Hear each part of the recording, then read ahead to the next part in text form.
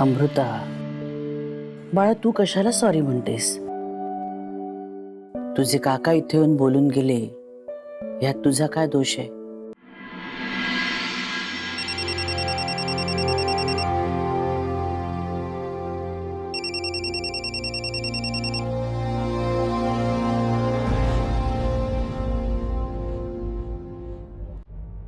मला माहिती आहे ते आता फोन का करतात आणि फोन करून ते काय बोलणार याचा मला अंदाज आहे. पुन्हा मला कन्व्हिन्स करण्याचा प्रयत्न करणार, झुकतं माप घ्यायला सांगणार, तिकडे बोलवणार, त्यांच्या मनाप्रमाणे परत वागायला लावणार मला, जे मला आता करायचं नाहीये. मी आता कुणाचंही ऐकणार नाहीये. गाडगेंच्या घरातलं कुणीही मला आता कन्व्हिन्स करू शकत नाही. माई सुद्धा. माईने तुला कन्व्हिन्स करायला कॉल केला तरी तू त्यांचाही कॉल कट करशील, त्यांना पण टाळशील? माहित नाही. हा पण जर माईने मला सांगितलं की तुला सोडून मी परत तिकडे जावं तर ते मी नाही ऐकणार. मी तुला सोडून कुठेही जाणार नाहीये.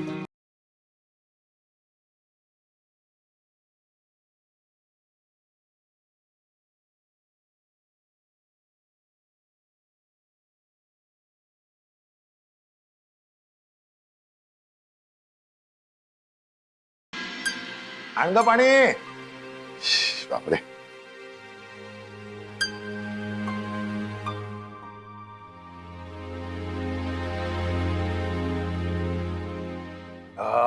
बरं वाटलं. अमृता, आज एका व्यक्तीला बोलवलंय मी तुझ्याशी बोलायला. कोणाला बोलवलं आणि काय बोलायला? कळेलच तुला. ते जाऊ देव. तुम्ही कियाराकडे का गेला होता आणि तिकडे जाऊन तमाशा घालायची काय गरज होती? काय गरज होती?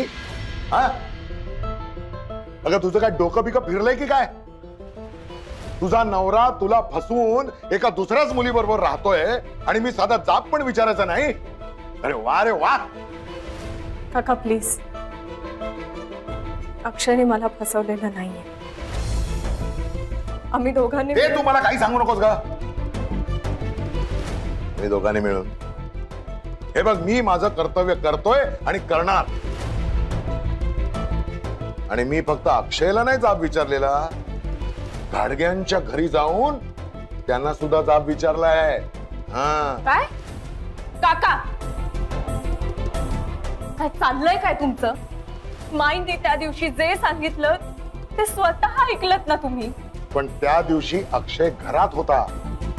आता कुठे आहे तो? कुठे आहे? त्या कियारा बरोबर राहतोय राजरोसपणे. याला काय अर्थ आहे? काका गप्पा बस का तू. लग्न म्हणजे काय खेळ वाटला? मी तुझ्या भल्याचा विचार करतोय आणि तू माझ्यावरच वापरतेस. बाप तिकडे पैसे कमवण्यात बिझी. मी नाही, त्याला सुद्धा हे सगळं सांगणारच आहे मी. हो सांगणार आहे. हा.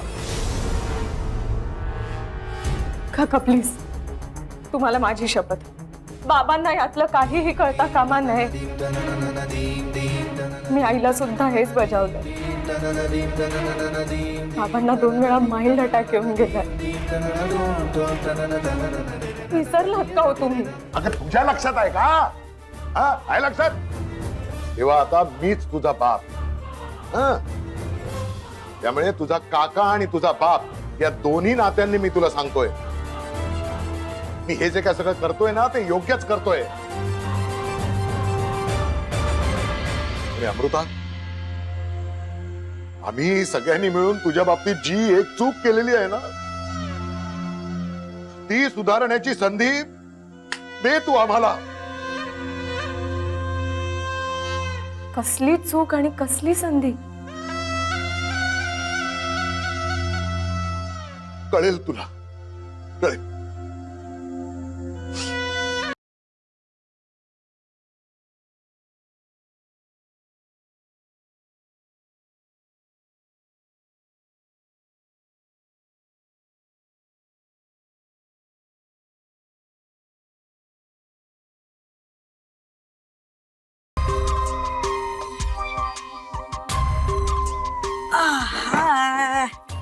वा, हे काय वसुधा, आमचा ग्रामोफोन इथे का आणून ठेवलात?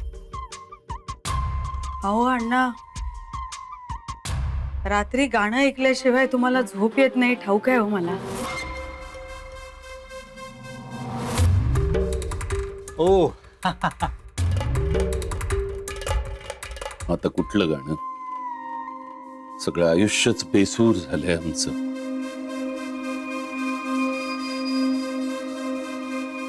मैफिल सुनी झाली आहे आमची. होय हो अण्णा, समजूच शकते मी. पण एक सांगू का, तुमच्या कानात त्या अमृताच्या काकांचे कडवट शब्द सतत वाजत राहतील ना, म्हणून आपला हा उपाय शोधलाय हो मी.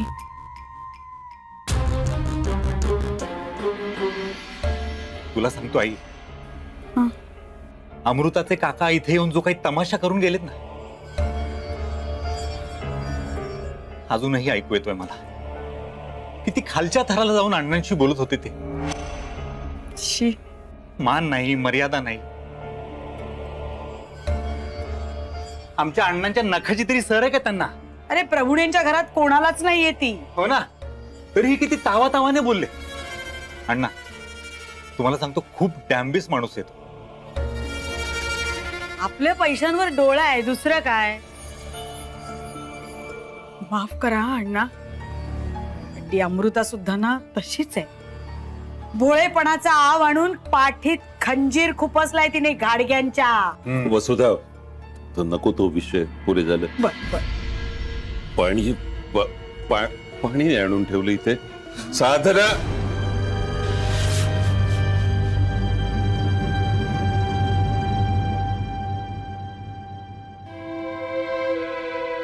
वसुधा, पाण्याचा तांब्या आणून ठेवता का इथे?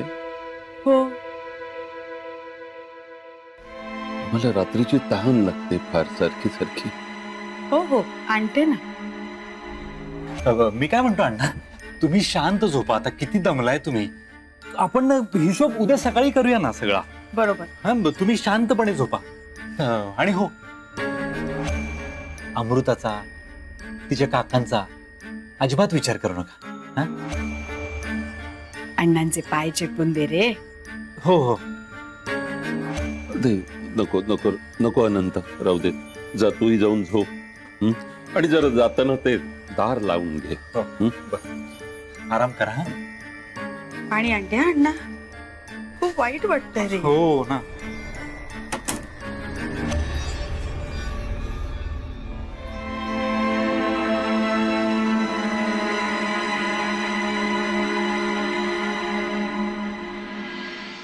अमृता, बाळा, तू कशाला सॉरी म्हणतेस? तुझे काका इथे येऊन बोलून गेले, यात तुझा काय दोष आहे?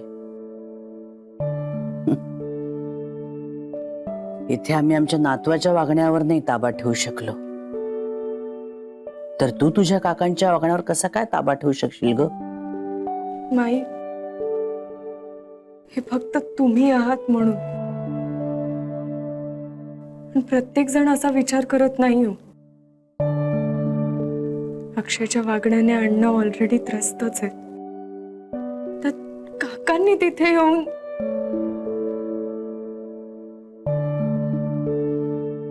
माई, ऐकते. माई, आईची तब्येत बिघडली आहे, बीपी लो झालाय. मी आज इकडे थांबू का? नाही म्हणजे उद्या परवापर्यंत. हो हो, तू राहा आईजवळ. इथली काळजी करू नकोस. अण्णांना मी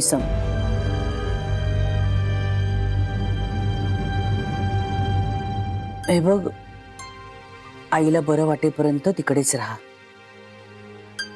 बरं वाटलं की, आणि इथली अजिबात काळजी करू नकोस. ठेव.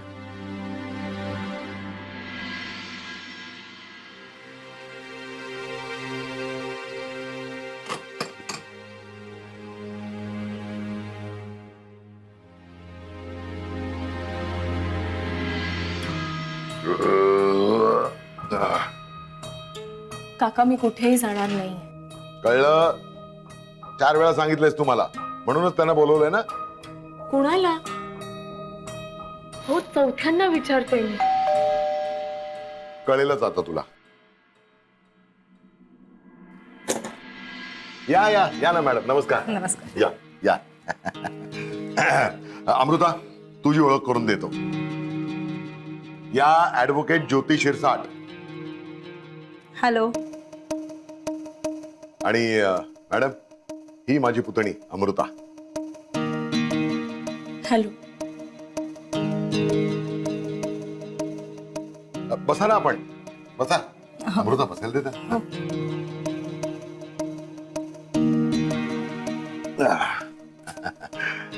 अगं अमृता, तू पण बैस ना.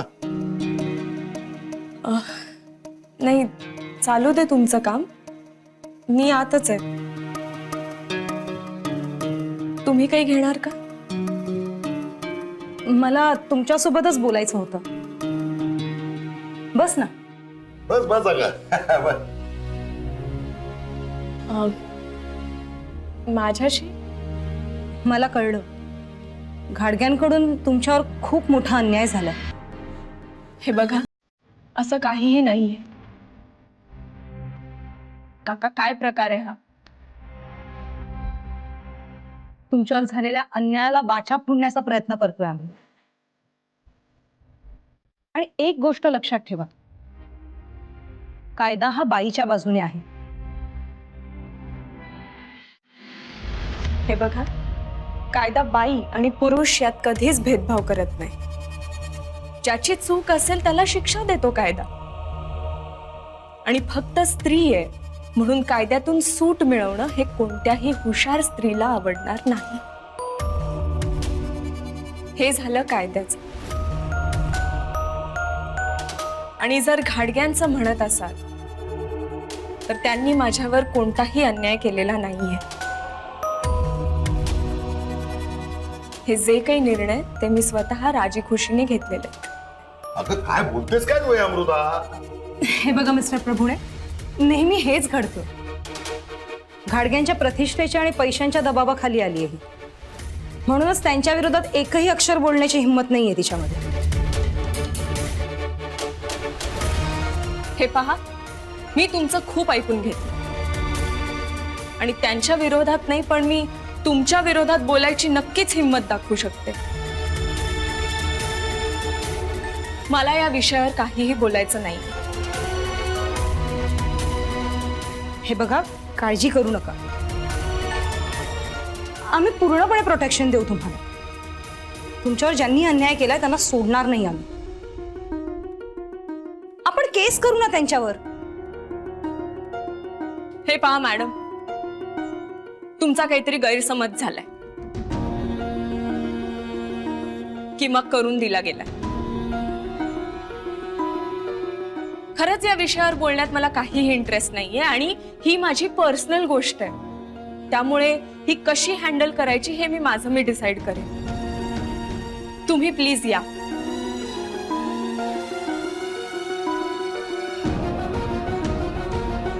No worries. विचार करा पुन्हा आणि मग फोन करा. आता सध्या दबावाखाली असल्यामुळे तुम्ही काहीच बोलू शकत नाही. येते मी.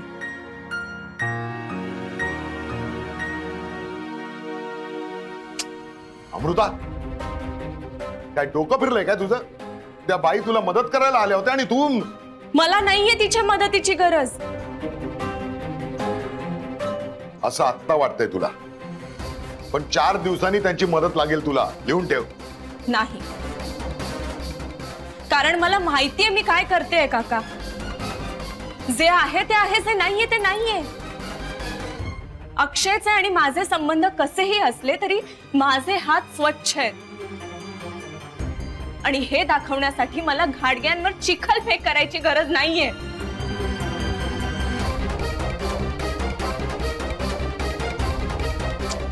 अमृता,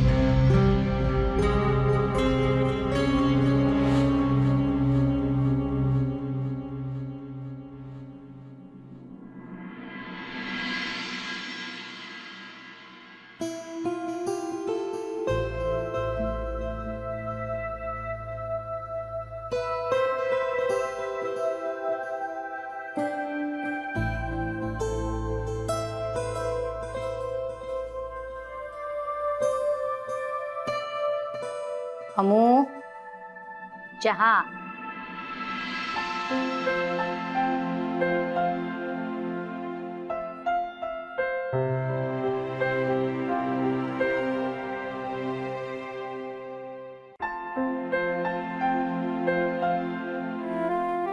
खूप बरं वाटलं तुझ्या हातचा चहा पिऊन.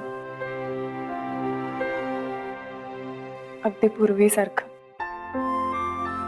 काही झालं तरी आईचं घर ते आईचंच घर ना का. सासरी कितीही सुख असली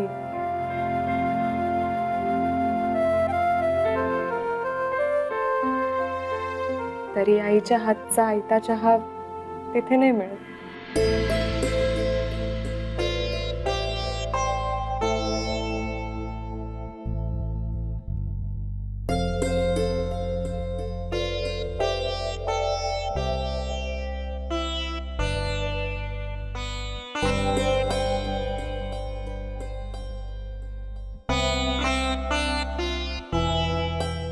काय ग, काय झालं? काही नाही अगं, आमच्या घरी ना अण्णांना नेहमी करकरीत पेपर लागतो. त्यामुळे बाकीचं कोणी त्यांच्या आधी पेपरला हातही लावत नाही. सासरच्या सवयी अशा काही भिनतात ना अंगात. माहेरी आलं तरी जाता जात नाहीत. फार विचार करू नकोस. गरम गरम चहा घे आणि ताजा ताजा पेपर वाच.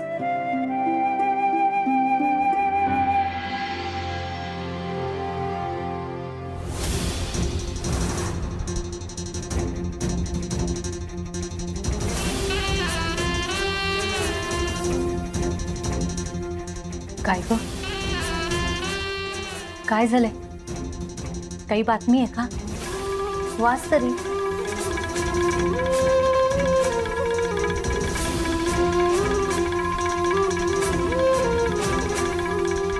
प्रतिष्ठित घाडगे कुटुंबावर सुनेने केला अत्याचाराचा आरोप.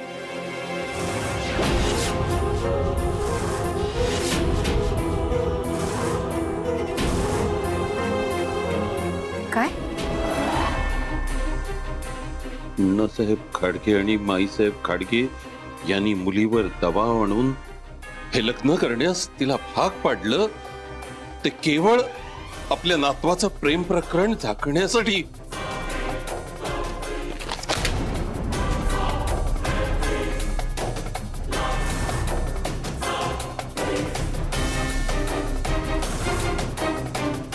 अशा रीतीने ज्याचं बाहेर प्रेम प्रकरण चालू आहे,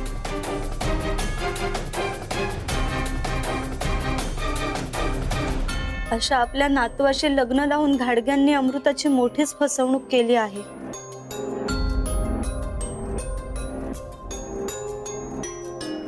आणि लग्नानंतर 8 महिन्यांनी तिचा नवरा अक्षय घाडगे तिला टाकून कियारा सावंत या त्याच्या विवाहित प्रियसीकडे निघून गेला आहे.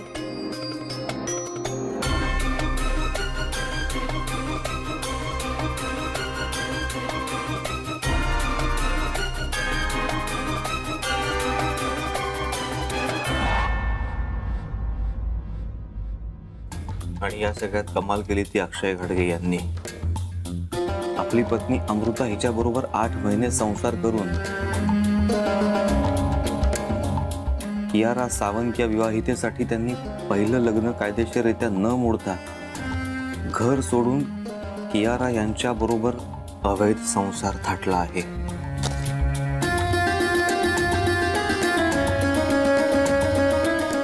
यांची हिम्मत.